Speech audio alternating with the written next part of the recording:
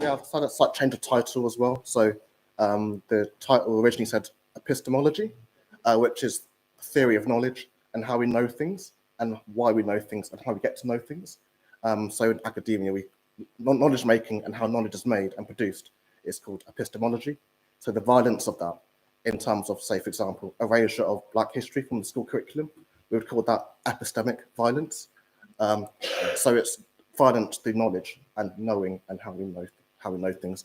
But I decided to change the bit of title that said that to keeping it colonial, which does it in a more accessible way, I think, in terms of these sorts of sites and how they're kept colonized through practices and behaviors and policies and that sorts of things. Morning, though heritage includes many areas, I've opted to focus on country estates like this in Northamptonshire context. In part, autoethnography, so another big term. So ethnography is the study and theory of culture. So autoethnography is how personal experiences can be used to talk about cultural experiences. So this paper situates debates of racism and wellness and heritage, and was written responding to historic England's use of the term people and supporting communities, both in air quotes, in the original call. At least in a local context, the use of these terms largely, I think, does not include everybody. Really, I find terms like this, even subliminally, speak to cultures of whiteness in that anonymity of who they're talking about. So which people, which communities are they talking about? So in saying who is not named, that's whiteness. Whiteness as sameness, as everybody's the same, even though we are one big human family in that sense, but we're not all the same. We all have different cultures, genders, classes, and different experiences, and all those things need to be discussed together. As Richard Dyer writes, we white people will speak of, say, the blackness or Chineseness of friends, neighbors, colleagues, customers, or clients, and it may be in the most genuine or friendly manner, but we don't mention the whiteness of white people we know.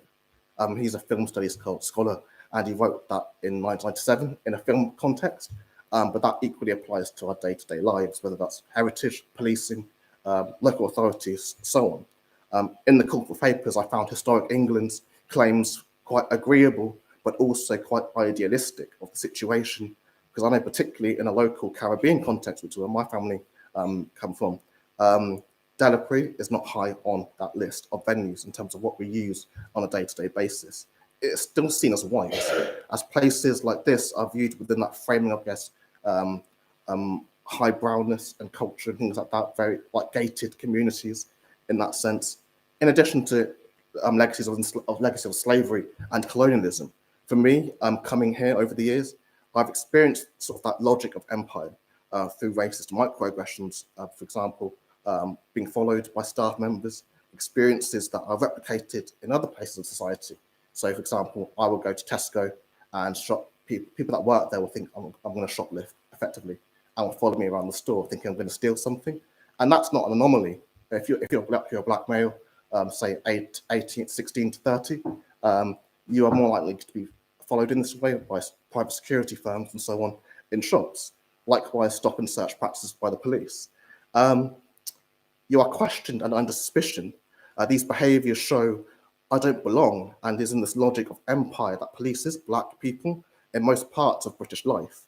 Here I think about what the Marxist Guy Debord referred to as psychogeography, the effects of geographical locations on the emotions and the behaviours of individuals. Likewise, Toni Morrison wrote about something similar as rememory. Stately homes routinely force me to go through a litany of emotions due to their empire connections. Ideas of close-knit communities that we see in the rural replicates itself in heritage spaces, just as they do in policing and other environments. In sociology and criminology, we call these a canteen culture, a term that refers to the way in which people working in a particular environment can share a set of values, including prejudices. It's a term that has been applied to the police since the Macpherson report in 1999 as an explanation for police-based racism, following the Stephen Lawrence inquiry.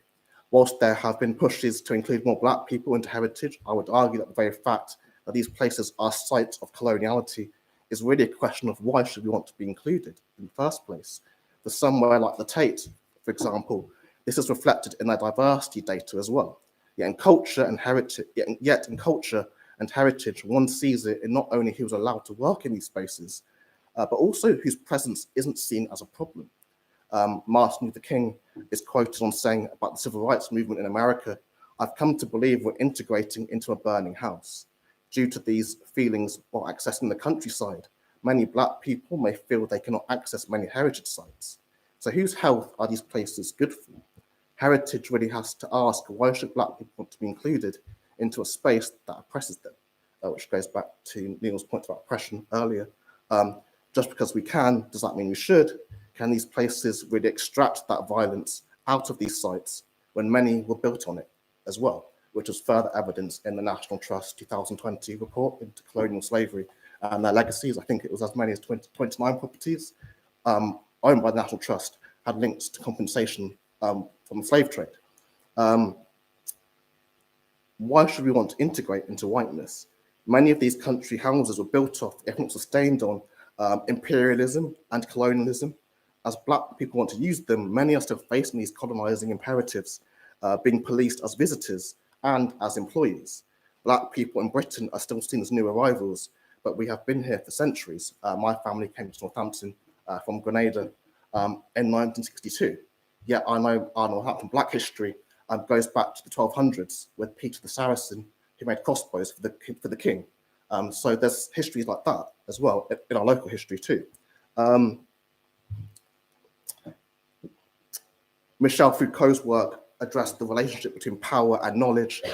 In short, the practices of prisons broadly the culture of policing can be found everywhere, really. While there is not a police presence here, what I have found in the past are staff that act in a very police-like manner. Cultures of surveillance that the public knows in criminal justice contexts are everywhere, to the point human beings police each other, as we've seen in the school context as well. Being watched, being observed, being questioned, and for Black people visiting places like stately homes, heritage sites, the countryside, and so forth, we may encounter white people, employees, and visitors who did not expect us to be here. The racism, it gets you down, it plays on your mind. So whose health were historic England talking about in their call for papers? Who was polled?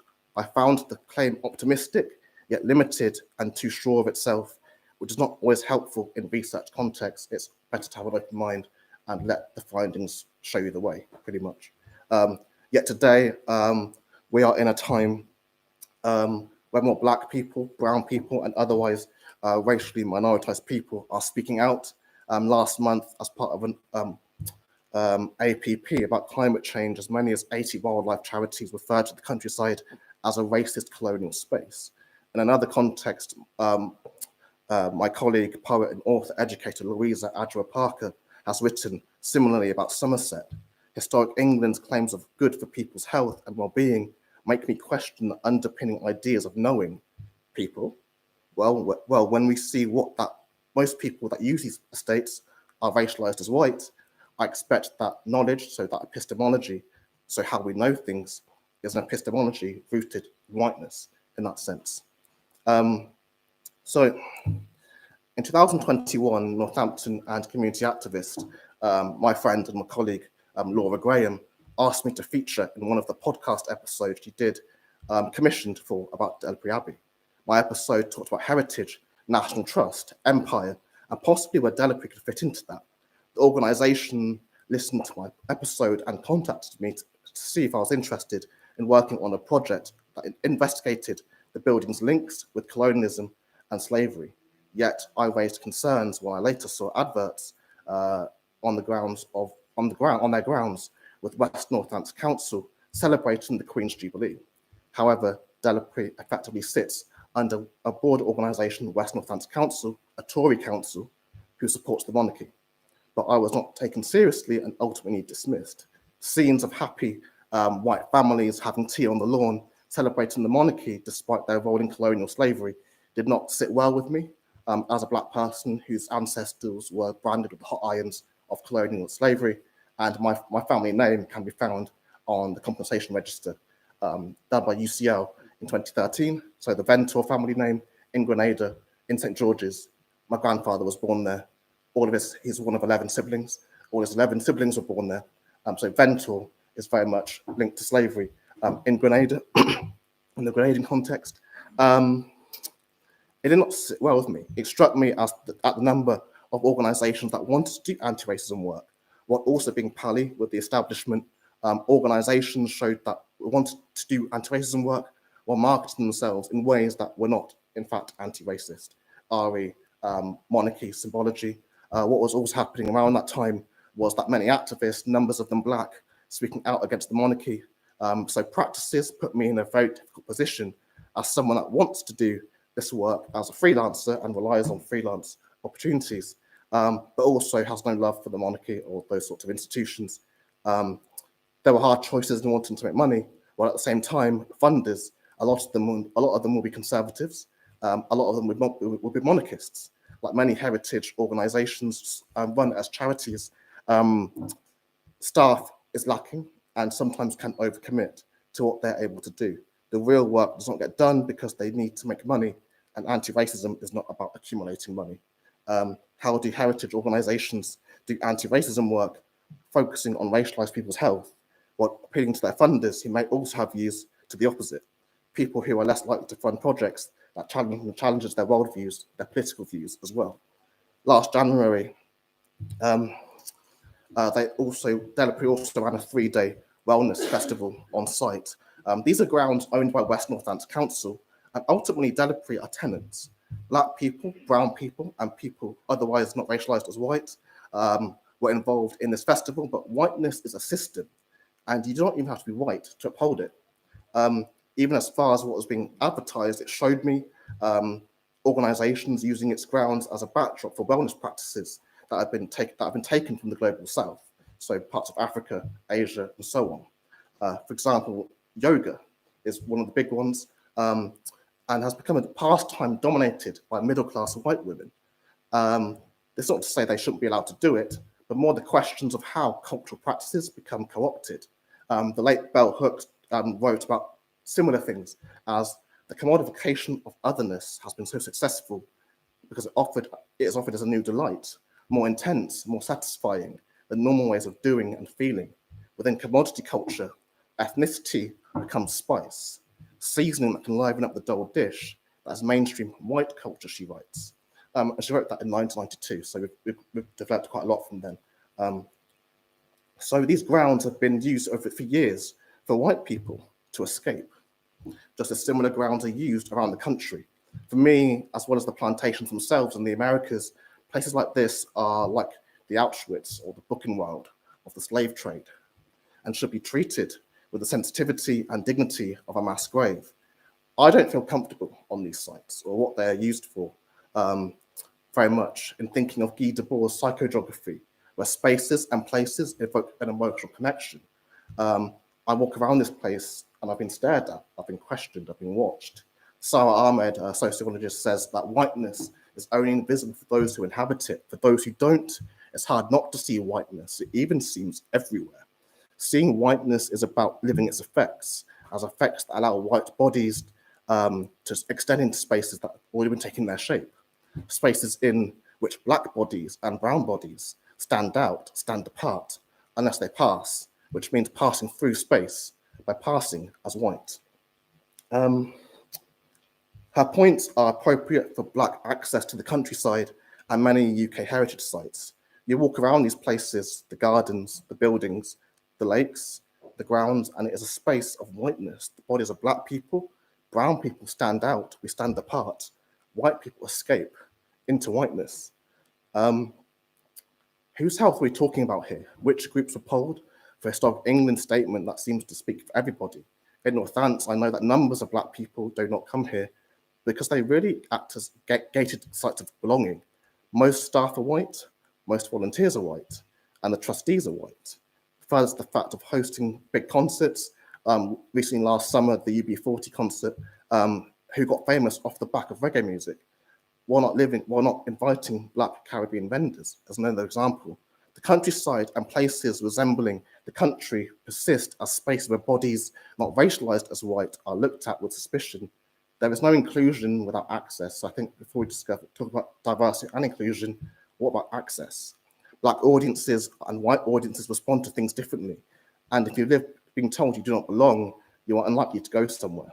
In most places in the global West, Black people have been told they do not belong in certain spaces. In Northampton, I point to theatre and the museums. Playwright and actor Jeremy Harris went viral on TikTok last month after he talked about radically inviting Black people into spaces where they don't belong. On Broadway, there were nights where they had Black people nights. They called them blackout nights.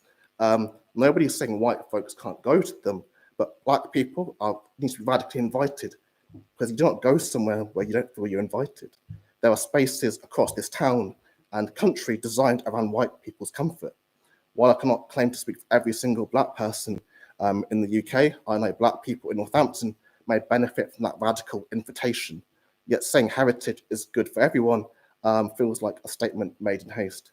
And I think it is a statement in such a claim that speaks to that. While we are part of one human family, what whiteness does is treat everyone the same, with no individual differences that set us apart effectively. Very much within a broader grift of what we call the equality, diversity, and inclusion industrial complex. And a lot of Black activists will tell you about how EDI has become for profit rather than for people's wellness in that sense. And that's the end of my paper. So thanks very much. Yeah.